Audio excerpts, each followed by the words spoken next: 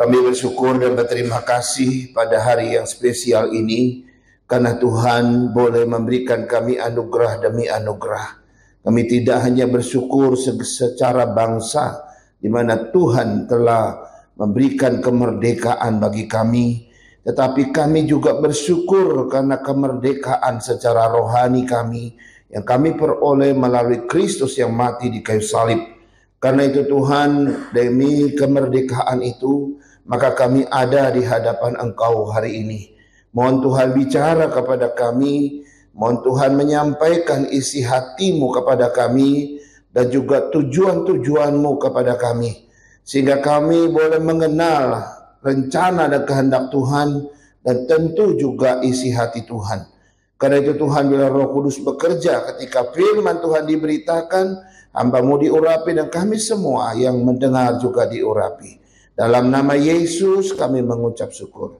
Amin. Amin.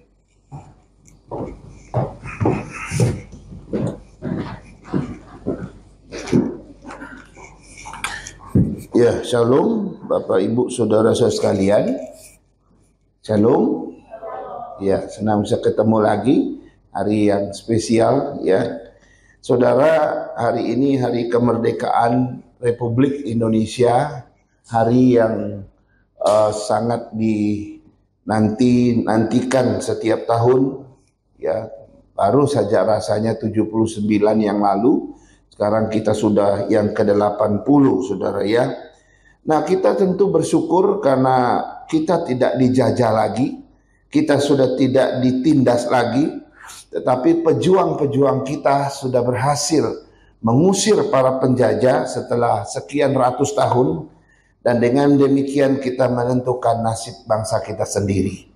Nah, bulan Agustus ini Saudara, tema bulanan kita berkaitan dengan kemerdekaan. Karena itu disebut dengan Living in Freedom of God ya. Sehingga kita bagaimana hidup di dalam kemerdekaan yang Allah berikan buat kita. Dan tentu ini ada kaitannya dan ada persamaannya walaupun tidak persis sama gitu ya, serupa. Nah Saudara, mari kita baca dulu satu bagian dari ayat Alkitab. Apakah bisa terlihat? Yang di sana belum ada. Yang di TV.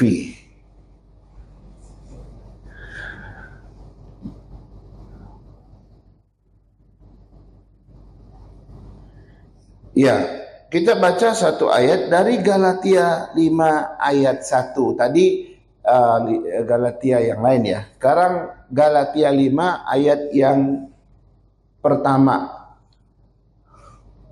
Mari kita baca, belum muncul dia.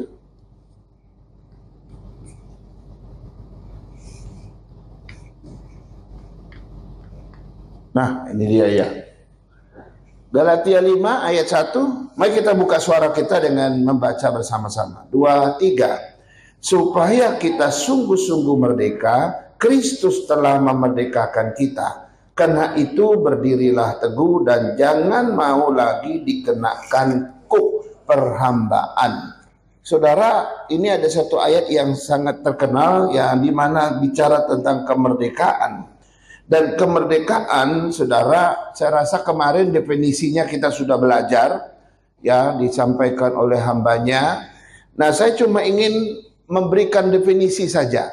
Apa sih artinya, ya, hidup dalam kemerdekaan itu? Ini definisinya, Saudara, ya.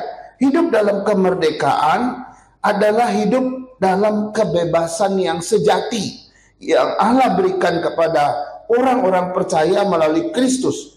Ini bukan sembarang kebebasan seperti yang dunia pahami, bebas melakukan apa saja tanpa batas, bukan. Melainkan kebebasan rohani yang memerdekakan manusia dari belenggu dosa, dari kuasa hukum, Taurat yang menghukum, dan kuasa maut, sehingga kita bisa hidup untuk menyenangkan Allah. Ini definisi daripada hidup di dalam kemerdekaan Allah. Nah, apa bedanya Saudara hidup dalam kemerdekaan Allah dengan hidup dalam kebebasan atau kemerdekaan yang ditawarkan oleh dunia ini? Seringkali kita bingung gitu ya. Tadi ayat kita dikatakan supaya kita sungguh-sungguh merdeka, Kristus telah memerdekakan kita. Saudara, kebebasan sejati yang Tuhan berikan itu tidak sama dengan kebebasan yang diberikan oleh dunia ini. Nggak sama, ya. Kebebasan yang diberikan oleh dunia ini ada satu prinsip, saudara. Ya kan? Prinsip kebebasan dunia ini begini. Bebas melakukan apa saja tanpa batas. Ya kan? Tetapi kebebasan yang diberikan oleh Tuhan itu kebebasan yang terbatas. Saya ulangi sekali lagi. Kebebasan yang diberikan oleh dunia ini adalah kebebasan melakukan apa saja tanpa batas. Tapi kebebasan yang diberikan oleh Allah ini adalah kebebasan yang terbatas. Saya kasih contoh. Ya, kalau kebebasan itu kan kita maknai kebebasan sebagai kebebasan tanpa batas. Misalnya saya bilang begini, ya sama siapa ya? Sama Apin deh atau sama ya Apin. Saya kan punya kebebasan kan? Iya. Saya berhak melakukan apa saja kan? Iya. Boleh enggak saya ketok kepalamu? Nah gitu kan. Lalu saya ketok kepalanya. Ya, ini saya contohkan aja. Saya ketok kepalanya. Saya bebas dong. Saya punya kebebasan sejati, kebebasan kemerdekaan yang pada diri saya, melekat pada diri saya. Saya bebas melakukan apa saja tanpa batas. Jadi kalau saya mau ketok kepala orang, itu suka-suka saya. Ya kan? Itu prinsip kebebasan dunia, saudara. Tapi prinsip kebebasan sejati yang Tuhan berikan buat kita, kemerdekaan sejati itu adalah, itu terbatas. Saya punya kebebasan, tapi saya nggak boleh sembarang ketok kepala orang. Karena kebebasan saya dibatasi oleh kebebasan dia. Saya punya hak untuk ketok kepalanya, tapi dia bilang, oh saya juga punya hak ketok kepala Bapak.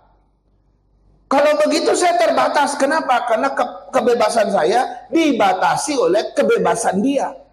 Jadi ini beda, saudara. Jadi apa namanya? Saya bebas memukul, tetapi itu terbatas. Yang kedua, kebebasan yang diberikan Tuhan, saya bebas melakukan, tetapi dibatasi oleh prinsip di dalam pengertian dosa. Loh, kan saya punya kebebasan, saya bisa apa saja. Silakan, tapi kalau kamu lakukan itu dosa loh. Karena itu kita nggak boleh lakukan. Jadi kebebasan yang Tuhan berikan, kemerdekaan sejati yang Allah berikan, itu dibatasi oleh dosa, dibatasi oleh kebebasan orang lain terhadap kita. Kalau dunia ini memahaminya adalah kebebasan melakukan apa saja tanpa batas. Tapi Tuhan bilang tidak, kebebasanmu kebebasan yang terbatas. Nah sekarang mari kita lihat, saudara, hari ini bicara tentang ciri-ciri orang yang hidup di dalam kemerdekaan Allah. Ya, ciri-ciri orang yang hidup di dalam kebebasan sejati Allah. Mari kita lihat yang pertama, saudara. Yang pertama adalah tidak lagi diperbudak oleh dosa. Ya, ciri pertama orang yang hidup di dalam kemerdekaan Allah, dia tidak lagi diperbudak oleh dosa. Artinya apa? Hidup kita tidak lagi dikendalikan oleh dosa. Hidupmu tidak lagi dikuasai oleh dosa. Hidupmu tidak lagi dipengaruhi oleh macam-macam perbuatan dosa seperti amarah, iri hati, ya seperti hawa nafsu, seperti dusta. Semua kebiasaan-kebiasaan buruk sudah tidak punya kuasa lagi dengan hidup kita. Ini yang disebut dengan tidak lagi diperbudak oleh dosa. Dulu kita diperbudak, dulu kita dikuasai, pikiran kita dikuasai oleh dosa, perasaan emosi kita dikuasai oleh dosa, perkataan kita dikuasai oleh dosa, perbuatan kita dikuasai oleh dosa, tindakan kita, keputusan-keputusan kita dikuasai oleh dosa. Itu dulu. Tapi Kristus sudah memerdekakan kita. Dia sudah mengaruniakan kebebasan di dalam Tuhan kepada kita. Karena itu tadi Roma 6 ayat yang 6 dan 7 berkata begini. Karena kita tahu bahwa manusia lama kita telah turut disalibkan, supaya tubuh dosa kita hilang kuasanya. agar jangan kita menghambakan diri lagi kepada dosa. Sebab siapa yang telah mati, ia telah bebas dari dosa. Saudara boleh lihat ayat ini menarik sekali ya. Dari ayat ini kita baru tahu, saudara, salah satu cara supaya kita tidak diperbudak oleh dosa itu adalah engkau harus mati terhadap dosa. Tahu maksudnya mati terhadap dosa? Kalau mati di dalam dosa itu artinya beda. Artinya saya mati waktu itu saya masih berdosa. Status saya masih orang berdosa. Saya mati dalam keberdosaan saya. Itu beda. Kalau saya mati terhadap dosa, itu beda. Artinya aku ini sudah nggak kebal lagi. Aku ini sudah kebal terhadap dosa. Dosa tidak punya kuasa lagi bisa menguasai saya. Artinya dosa itu kehilangan kuasanya atas diri saya. Karena saya sudah mati terhadap dosa. Nah, kenapa saya sudah mati terhadap dosa? Karena Kristus sudah merebut hidup saya dan Dia memberikan kemerdekaan yang sejati dan aku sudah hidup yang baru. Hidup yang baru ini mengalahkan kuasa dosa. Sehingga dosa tidak bisa lagi menguasai saya, ya. Dan dosa tidak bisa lagi memperbudak saya. Nah, ada ilustrasi yang bisa menggambarkan ini, saudara. Ada seekor burung yang ditaruh di dalam sangkar yang terbuat dari besi, saudara. Burung ini dikurung oleh tuannya. Dan dia tidak pernah terbang. Karena apa? Karena burung ini ada di dalam sangkar dan tidak pernah bisa keluar dari sangkar itu. Tiap hari dia merindukan ingin terbang ke angkasa, pergi menikmati suasana langit dan udara dan pemandangan yang indah. Tapi dia nggak bisa karena dia terkurung di dalam sangkar. Saudara, suatu hari pintu sangkarnya itu dibuka oleh tuannya.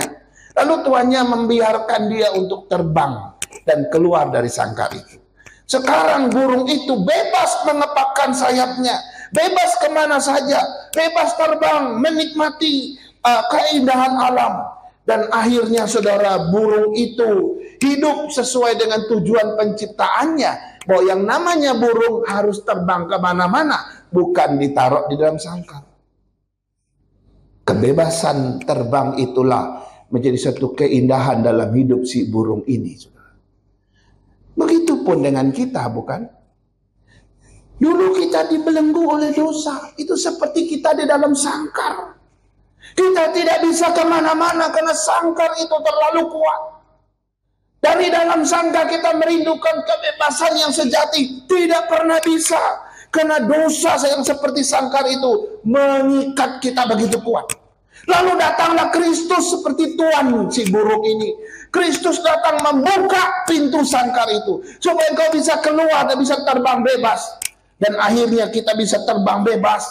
Karena pintunya sudah dibuka oleh Kristus. Dan akhirnya kita menikmati kemerdekaan yang sejati. Saudara, inilah ciri pertama dari orang-orang yang hidup dalam kemerdekaan Allah. Mereka tidak lagi diperbudak oleh dosa. Mari kita lihat yang kedua. Yang kedua, ciri orang yang hidup dalam kemerdekaan itu adalah hidup dalam kebenaran. Hidup dalam kebenaran. Kalau dulu kita hamba dosa, kalau dulu kita budaknya dosa, setelah Kristus membebaskan kita, memerdekakan kita, maka sekarang kita menjadi hambanya kebenaran. Maka sekarang kita jadi budaknya kebenaran. Karena itu Roma 6 ayat 18 berkata demikian. Roma 6 ayat 18 berkata, kamu telah dimerdekakan dari dosa dan menjadi hamba kebenaran. Ini sebuah penegasan, pemberitahuan kepada setiap orang yang sudah dimerdekakan. Engkau tidak sekedar dimerdekakan lalu kau didiamkan begitu saja. Enggak. Tapi ketika kau dimerdekakan, kau sekarang ada satu langkah lagi. Kau harus menjadi hamba kebenaran. Saudara, kita tidak lagi diperhamba oleh dosa. Tidak lagi diperbudak oleh dosa. Tetapi kita menjadi hamba kebenaran. Hidup kita dikuasai oleh kebenaran, hidup kita dikendalikan oleh kebenaran, dan yang dimaksudkan di sini adalah hidup sesuai sifat-sifat dan karakter Tuhan. Misalnya hidup dalam kekudusan, keadilan, kebenaran, kebaikan, kejujuran, ketaatan, dan kesetiaan. Semua itu sudah lahir dari orang-orang yang hidup di dalam kemerdekaan Tuhan dan menghambakan diri kepada kebenaran. Dan luar biasa, ketika kita menghambakan diri kepada kebenaran Allah, ada banyak sifat dan karakter yang lahir dalam hidup kita. Akan lahir yang namanya integritas yang baik. Orang akan bilang nih, orang Kristen satu ini hebat ya, berintegritas luar biasa. Dia bertanggung jawab dengan pekerjaan yang diberikan, baik yang dalam perkara-perkara besar maupun dalam perkara-perkara kecil. Ini orang Kristen satu ini luar biasa. Yang kedua, lahir yang namanya kejujuran. Kalau teman ngajak nipu dikit di dalam pekerjaan, dalam usaha dan perusahaan atau dalam company, dia tidak akan pernah mau mengorbankan imannya hanya karena untuk dapat keuntungan sejenak atau keuntungan sesaat. Dia harus mengorbankannya. Tidak. Karena kejujuran itu, dia siap di apapun, yang penting dia tidak melakukan ketidakjujuran. Dia hidup dalam keadilan, dia hidup dalam kesetiaan, hidup dalam kerendahan hati. Saudara, kemarin kita baru belajar tentang pemuda ya kemarin itu. Ada satu, kita terikat dengan yang namanya kutuk perjanjian, saudara. Kita ini kan umat perjanjian. Abraham dipilih Tuhan, dipanggil oleh Tuhan, lalu Tuhan buat perjanjian dengan Abraham. Masih ingat ya perjanjian yang motong lembu bagi dua itu loh. Lalu Tuhan jalan di tengah-tengah, menunjukkan bahwa Tuhan menjadi Allahnya Abraham, Abraham menjadi umatnya.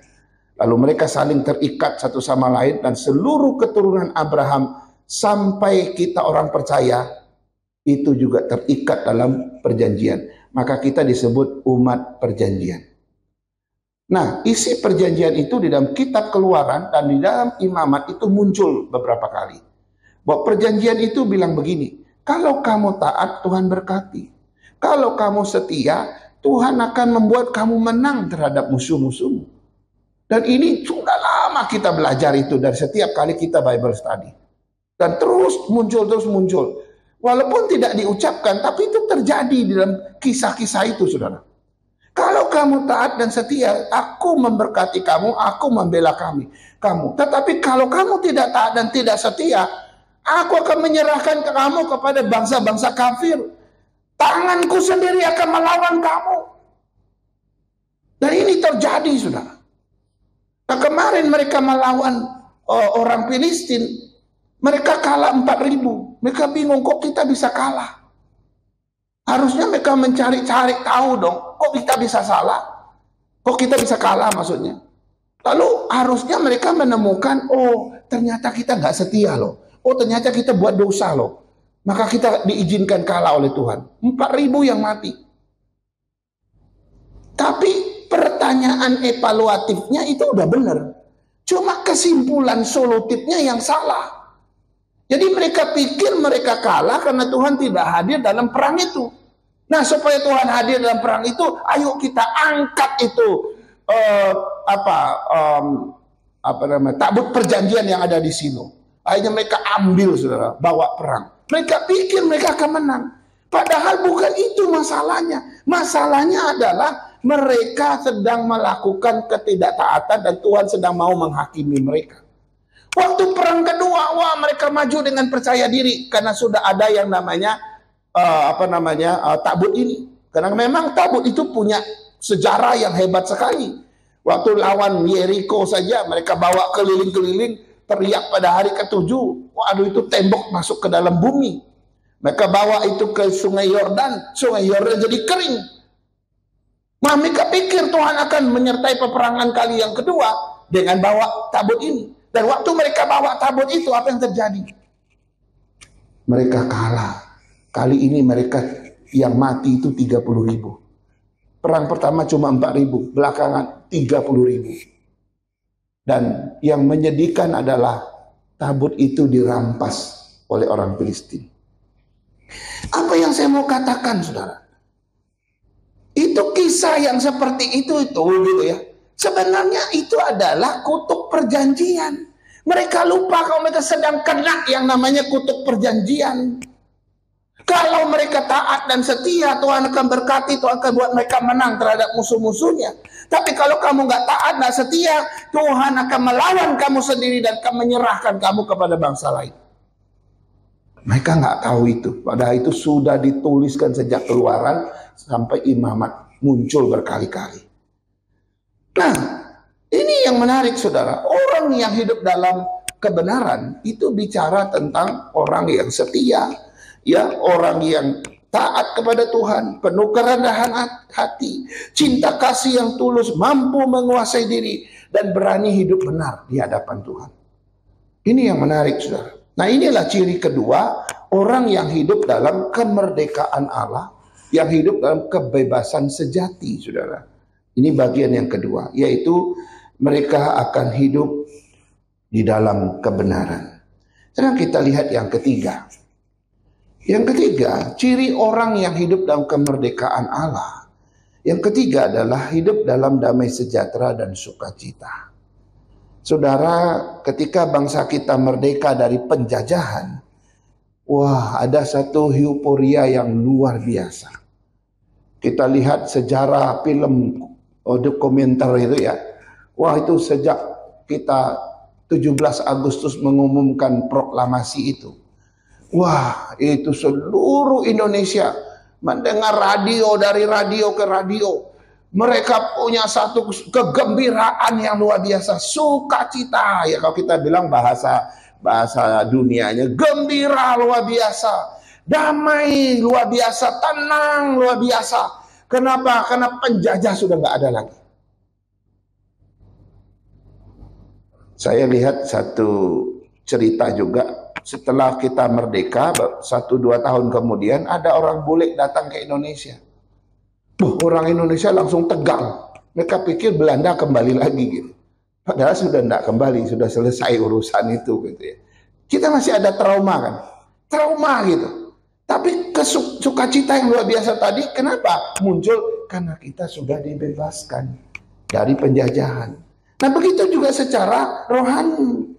Waktu Tuhan memerdekakan engkau, maka lahirlah yang namanya ketenangan batin kan? Ketenangan batin itu lahir dari mana? Lahir dari ketika Tuhan membebaskan engkau, melepaskan engkau dari belenggu dosa. Lahir yang namanya damai sejahtera. Lahir yang namanya ketentraman. Dan lahir yang namanya sukacita. Maka identik sekali orang yang hidup dalam kemerdekaan sejati itu, kebebasan sejati dengan Tuhan itu. Itu identik sekali hidup mereka penuh damai sejahtera dan sukacita. Nah, pertanyaannya, mengapa kita hidup dalam kemerdekaan dan bisa mengalami damai sejahtera dan sukacita? Jawabannya, Roma 8 ayat 1. Ayo kita baca bersama-sama. Roma 8 ayat 1, 2, 3. Tidak ada penghukuman bagi mereka yang ada di dalam Kristus Yesus. Begitu Presiden Prabowo kasih abolisi satu apa istilahnya itu ya, kasih membebaskan Hasto, itu sekjen PDIP ya, apa namanya itu saya lupa, satu dia tetap status bersalah tapi dibebaskan, tidak dilanjutkan hukumnya. Terus kepada Tom Lembong, nah Tom Lembong ini memang tidak bersalah, maka istilah yang dia punya itu abolisi. Abolisi itu ya menyatakan bahwa dia tidak bersalah, harus dihentikan pengadilannya. Wah, dua orang ini seneng gak? Senengnya luar biasa. Seneng sukacita gitu kan. Kenapa? Dibebaskan. Kebayang nggak kalau kita dibebaskan oleh seseorang, padahal kita sebentar lagi udah masuk penjara, mungkin 20 tahun, mungkin seumur hidup. Lalu ada orang yang bilang, udah saya kasih kebebasan. Saya presiden yang punya hak itu, kasih kebebasan. Wah, kita senang saudara, kita bisa cium-cium tangan. Ya, ada pendeta cium-cium tangan tuh, Gubernur Jawa Barat. Ada lihat? Cium-cium tangan, mau cium kaki juga, tapi nggak diizinkan. Gara-gara si gubernur membebaskan gereja itu yang dituntut 6 miliar, nggak bisa bayar. Tapi gubernur bilang, ya sudah, kita bayar. Saya akan ikut mencari dana untuk bayar. Waduh, pendetanya nangis langsung. Apapun saudara, siapapun dia yang dibebaskan dari satu persoalan, kita pasti ada damai sejahtera dan sukacita. Tapi kalau kita di bawah hukuman dosa, di bawah hukuman maut, yang tidak pernah dilepaskan, dibebaskan dari situ, saudara, tidak akan pernah ada yang nama damai sejahtera dan sukacita. Ya, kita bisa memiliki damai sejahtera dan sukacita karena engkau dan saya sudah dibebaskan. Ya, nah damai dan sukacita yang diberikan oleh dunia ini itu beda dengan damai sejahtera dan sukacita yang kita dapatkan dari proses Tuhan memerdekakan kita. Damai sejahtera dan sukacita yang diberikan oleh dunia ini tergantung pada kondisi, tergantung pada situasi, tergantung pada keadaan di sekitarnya. Tapi damai sejahtera dan sukacita yang Tuhan berikan buat kita itu tidak tergantung pada situasi, kondisi, dan keadaan sekitar. Ini beda sekali. Waktu kau naik pangkat, naik jabatan, wah kau senang, damai sejahtera, sukacita. Kenapa? Lagi naik pangkat. Tergantung situasi kan. Kau damai sejahtera, sukacita, kenapa? Tuh bos saya kasih naik gaji, gitu ya, naik tunjangannya, jadi besar sekali. Wah senang. Kita sukacita, kita damai sejahtera. Kenapa? Karena kita dipromosikan untuk duduk di tempat yang paling tinggi lagi, kedudukan kita. Tergantung situasi. Tapi kalau itu tidak terjadi, masih nggak kita bersukacita? Masih nggak kita damai sejahtera? Enggak, saudara. Tetapi di dalam kemerdekaan di dalam Kristus, saudara, damai sejahtera dan sukacita nggak tergantung itu. Kau dapat kedudukankah? Tidak dapat kedudukankah? Kau dapat promosi? Tidak dapat promosikah? Kau tetap damai sejahtera dan sukacita. Karena damai sejahtera dan sukacita yang Tuhan berikan tidak tergantung pada keadaan sekeliling, tapi tergantung kepada Tuhan yang menjadi sumber damai sejahtera dan sukacita bagi kita. Karena itu damai sejahtera dan sukacita itu melebihi dari apa yang kita pahami di dunia ini. Jadi damai sejahtera itu lebih dari sekedar tenang, tentram, lebih dari itu. Sukacita juga lebih dari rasa gembira, lebih dari itu, saudara. Damai sejahtera itu bukan sesuatu yang ketiadaan konflik, bukan. Ya, karena saya nggak ada konflik, saya lagi damai nih, Musa. Saya damai sejahtera. Kenapa? Oh, saya nggak ada masalah, saya nggak ada konflik, nggak ada salah paham dengan orang. Itu bukan itu, saudara. Sukacita juga bukan sekedar ya gembira sesaat karena ada sesuatu. Enggak, saudara. Tetapi damai sejahtera dan sukacita ini lahir dari Allah yang Tuhan berikan pada kita ketika kita dimerdekakan. Mungkin di dunia ini hidup kita menderita, hidupmu begitu susah, begitu sulit. Ya begitu banyak tantangan, kesulitan, penderitaan, pencobaan yang kita alami. Tapi tetap lapisan terdalamnya adalah damai sejahtera dan sukacita. Karena di sana Tuhan dijamin masa depanku di dalam kekekalan. Tuhan sudah bebaskan aku dari kebinasaan kekal. Itu kan.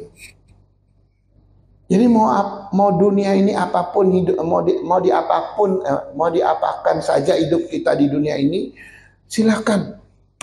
Tetap lapisan terdalam saya adalah damai sejahtera dan sukacita dari Tuhan. Pernah mengalami ini, saudara? Pernah? Banyak orang, iya ya, dia lagi sakit ya gitu ya, tapi tetap bisa tersenyum.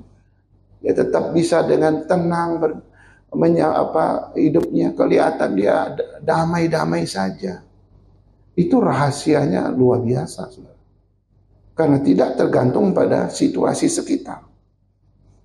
Yang keempat sekarang, ciri orang yang hidup dalam kemerdekaan sejati itu mengasihi Allah dan melayani dengan sukarela.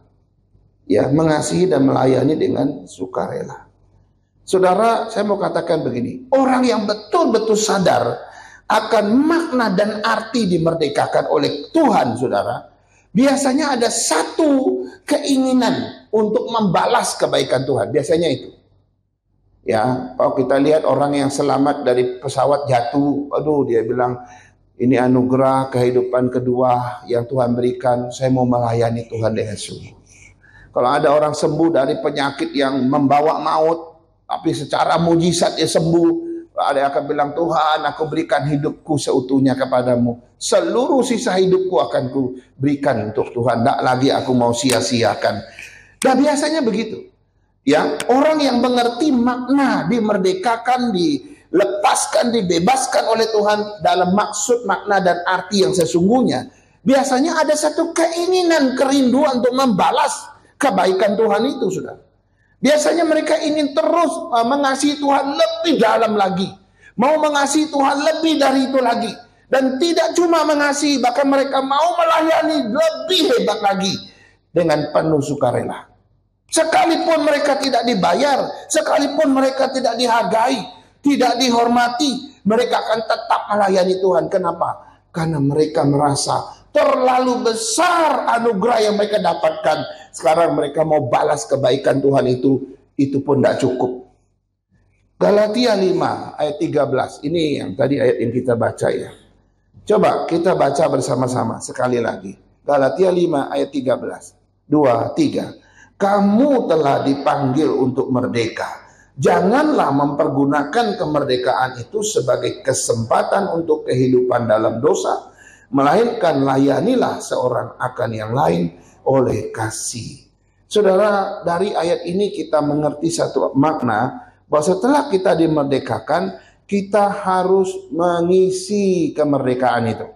Sama seperti bangsa kita, setelah merdeka 17 Agustus 1945, apakah kemerdekaan negara kita dibiarkan berjalan seperti apa adanya gitu? Enggak.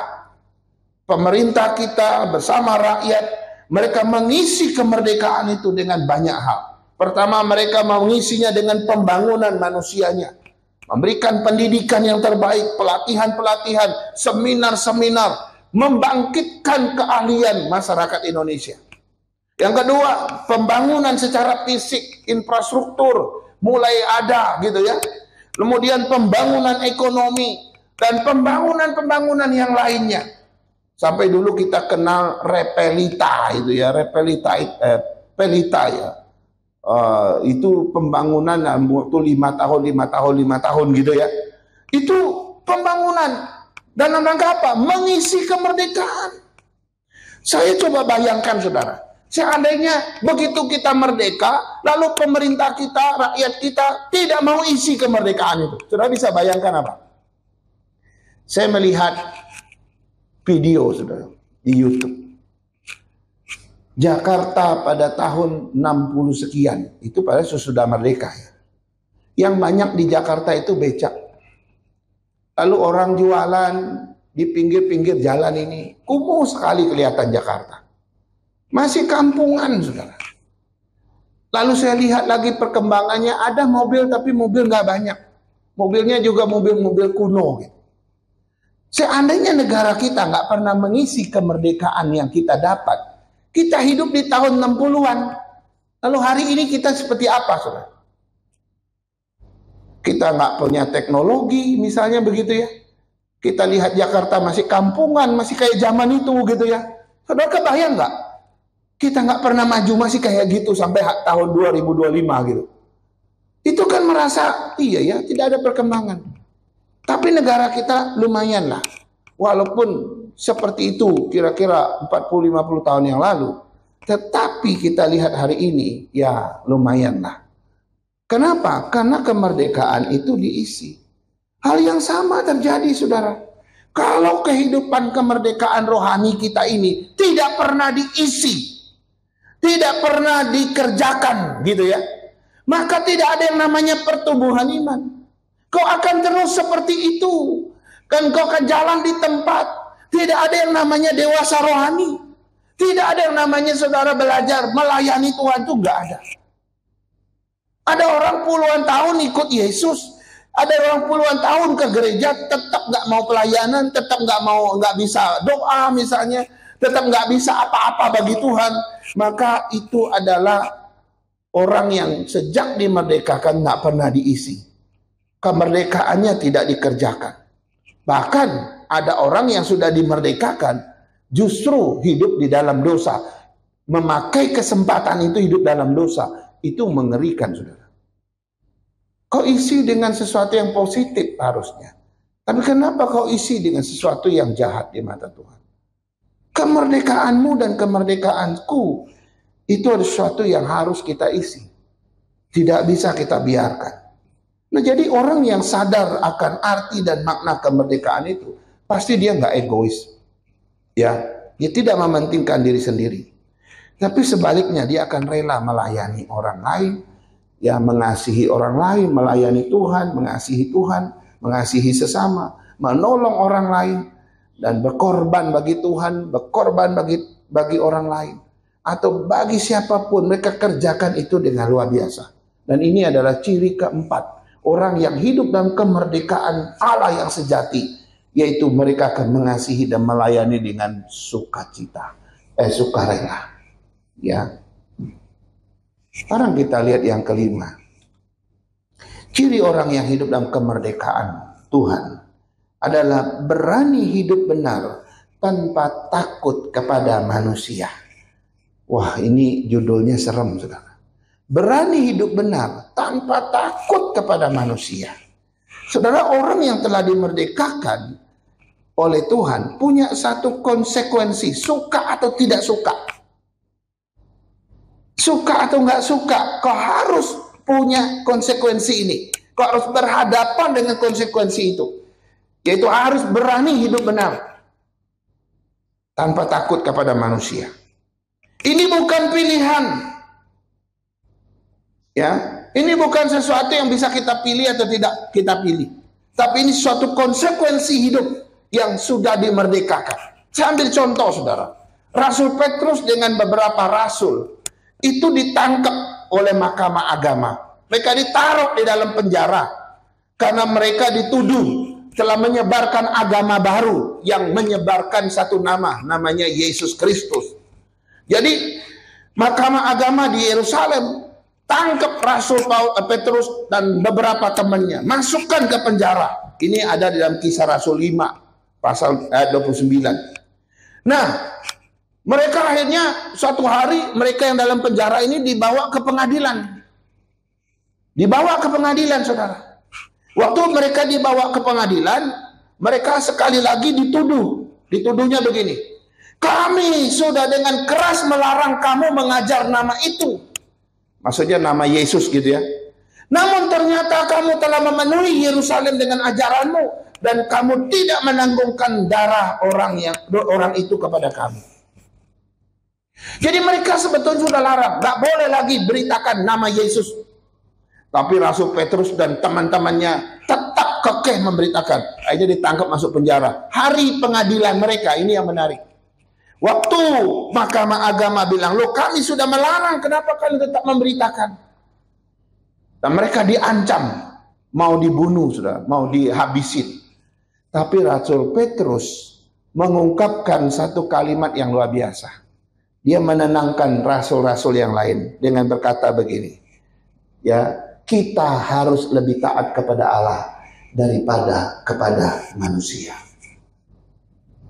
Wow. Di tengah-tengah didakwah, di tengah-tengah tuduhan yang hukuman ancamannya nyawa, malah bisa melayang. Mahkamah Agama yang samakan yang juga membunuh Yesus. Sekarang Rasul Petrus dan kawan-kawan juga berhadapan dengan mahkamah itu. Mereka bisa disalibkan seperti Kristus, kira-kira begitu. Waktu mereka melarang, memarahi mereka, Petrus bilang, kita harus taat kepada Allah daripada kepada manusia. Intinya apa?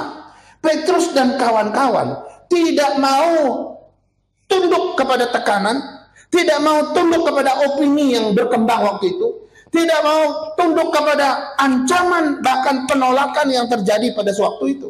Mereka nggak mau. Karena mereka orang yang sudah dimerdekakan. Ya, contoh ya. Misalnya bosmu suruh kamu melakukan sesuatu yang tidak jujur di perusahaanmu, tempat kamu kerja. Kira-kira kamu lakukan enggak? Ini bos lah yang suruh. Tolong ya, bikin ini. Fiktif aja. Wah, bergumul ya. Saya bikin, ya bos pasti senang sama saya. Kalau saya nggak bikin, resikonya bisa jadi saya dipecat. Bingung kan? Apakah kita bisa berkata seperti Petrus? Saya harus taat kepada Tuhan, bukan kepada manusia. Saudara, kalau kita sadar makna kemerdekaan kita secara rohani, ini yang menarik. Ya, orang yang sudah dimerdekakan tidak lagi mau menghambakan diri kepada dosa. Orang yang sudah merdeka, dimerdekakan dan kebebasan sejati Allah, tidak mau lagi tunduk kepada perbudakan dosa. Jadi kalau bosmu suruh membuat sesuatu yang sifatnya dosa, kau harus berkata tidak. Kenapa saya tidak lagi memperbudakkan diriku di bawah dosa ini? Karena aku sudah dimerdekakan. Itu yang dilakukan Petrus dan kawan-kawan. Kita lebih taat kepada Tuhan, bukan kepada manusia. Akhirnya mereka kekeh, tetap pada pendirian mereka. Walaupun akhirnya mereka dibebaskan. Ya, mungkin resiko yang kita terima bisa jadi kita yang dipecat. Ya sudah, kalau itu terjadi mau apa? Ya, saudara, jadi berani hidup benar itu tanpa takut kepada manusia. Kita memilih melakukan apa yang benar menurut Tuhan.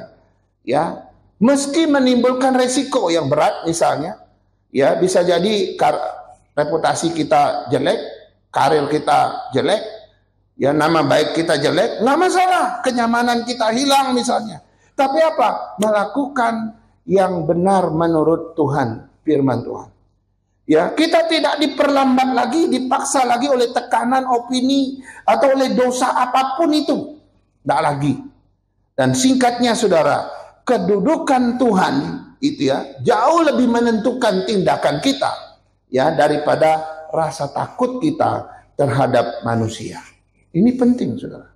Dan inilah ciri kelima dari orang yang hidup di dalam kemerdekaan Allah, yaitu mereka berani hidup benar tanpa takut kepada manusia.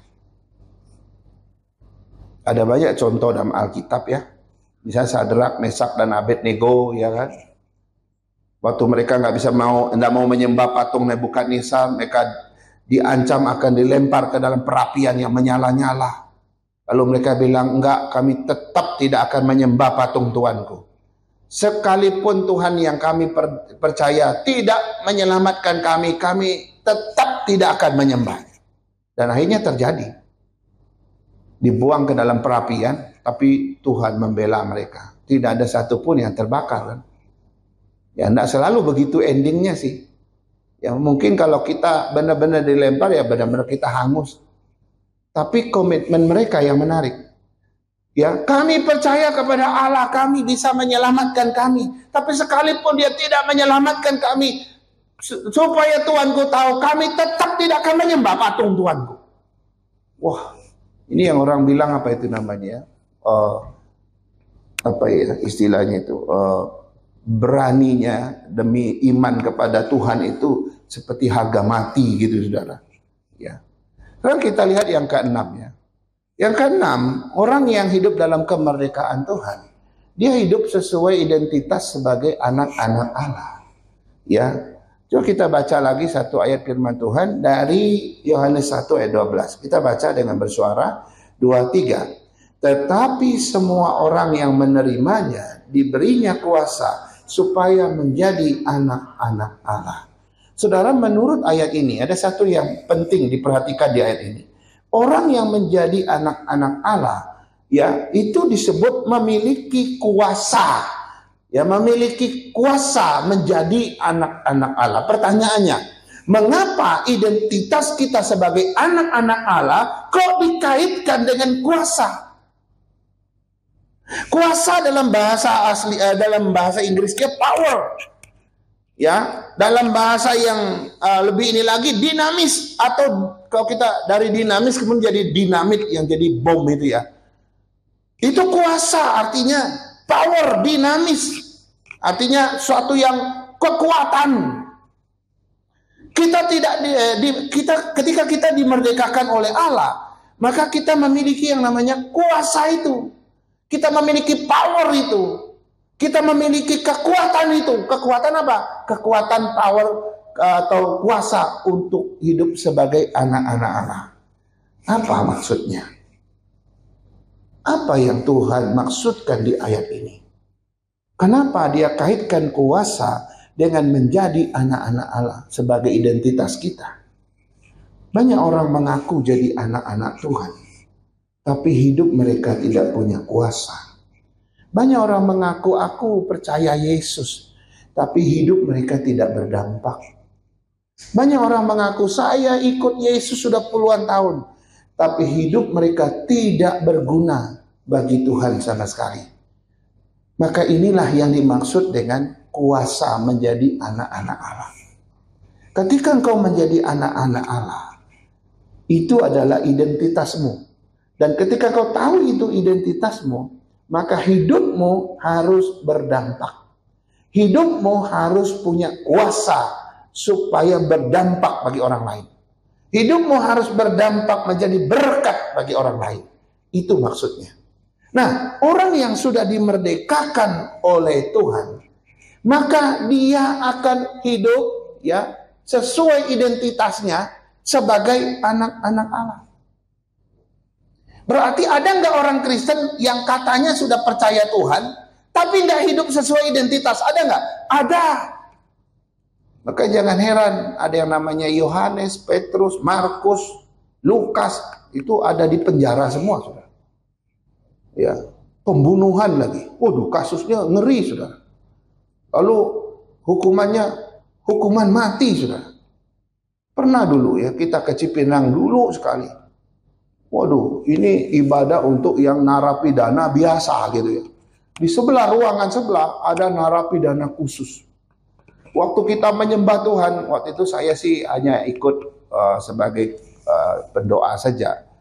Waktu kita buat ibadah gitu ya, yang pidana biasa itu biasa saja. Kalau tepuk tangan biasa saja, kalau menyembah ya biasa saja gitu ya. Tapi yang sebelah itu sampai nangis menyembah Tuhan, kalau tepuk tangan, wah.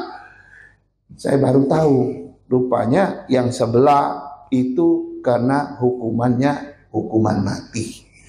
Jadi penyembahannya itu, aduh, kalau keringat atau air mata mungkin tinggal darah yang belum keluar, kira-kira begitu. Tapi yang pidana biasa ini, ya biasa-biasa saja. Bahkan saya dengar kesaksian waktu itu ada yang sudah 3 kali keluar, 3 kali itu masuk lagi gitu ya. Bagi mereka sudah kayak biasa kayak begitu. Ya. Jadi apa maksudnya? Orang-orang yang katanya percaya Tuhan, gitu kan? Hidupnya punya kuasa sebagai anak-anak Allah, tidak kalau tidak sungguh-sungguh terjadi, ya kan? Tidak berdampak, tidak menjadi berkat. Ya. Apalagi orang-orang yang nggak percaya Tuhan. Kita lihat orang di luar sana, di lampu-lampu merah, bahkan di tempat-tempat, mohon maaf ya, tempat-tempat yang padat penduduknya, kadang-kadang kita rasa ngeri kalau masuk situ ya. Kenapa? Waduh, kejahatannya luar biasa. Di situ orang mabuk-mabukan, minum-minuman, judi-judian, malak-malakin orang gitu ya, nodong orang, parkir dikit aja mintanya 50.000 gitu ya. Pokoknya mereka hidup dalam kekosongan jiwa, mereka hidup dalam kehampaan gitu ya. Hidup mereka itu rasanya nggak damai, hidup mereka nggak bisa berdampak baik. Pokoknya dampak yang mereka buat dampaknya kejahatan, dampaknya negatif. Ya, dikit-dikit bunuh orang gitu. Itu orang yang memang jelas bukan identitasnya anak-anak Allah.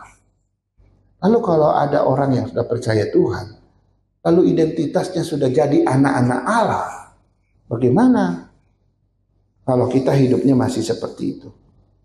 Sekalipun dunia ini keras sama kita, saudara, orang yang telah dimerdekakan Tuhan tidak akan pernah kehilangan identitasnya.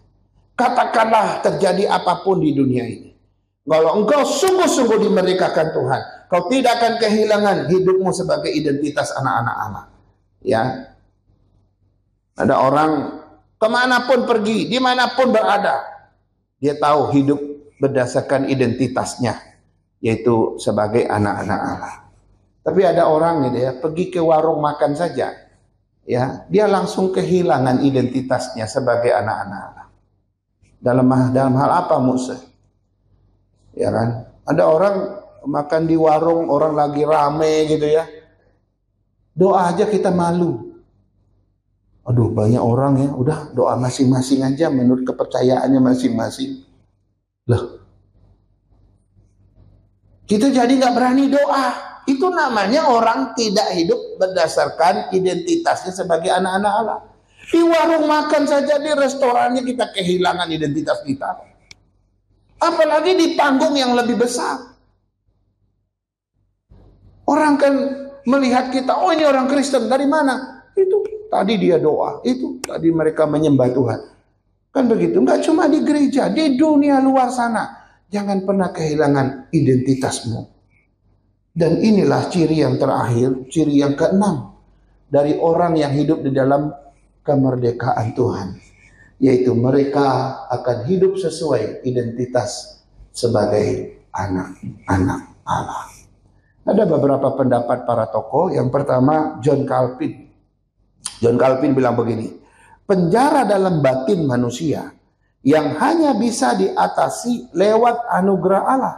Manusia tidak memiliki kemampuan memerdekakan diri dari dosa secara mandiri. Jadi saudara, seperti cerita burung yang dalam sangkar tadi, dia nggak akan pernah bisa membebaskan dirinya kecuali tuannya membuka pintunya.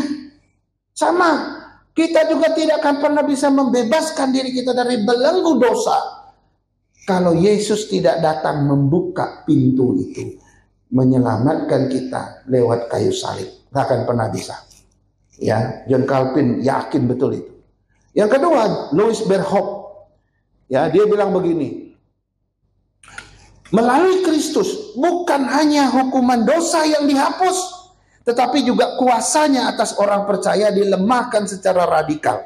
Itulah kebebasan sejati.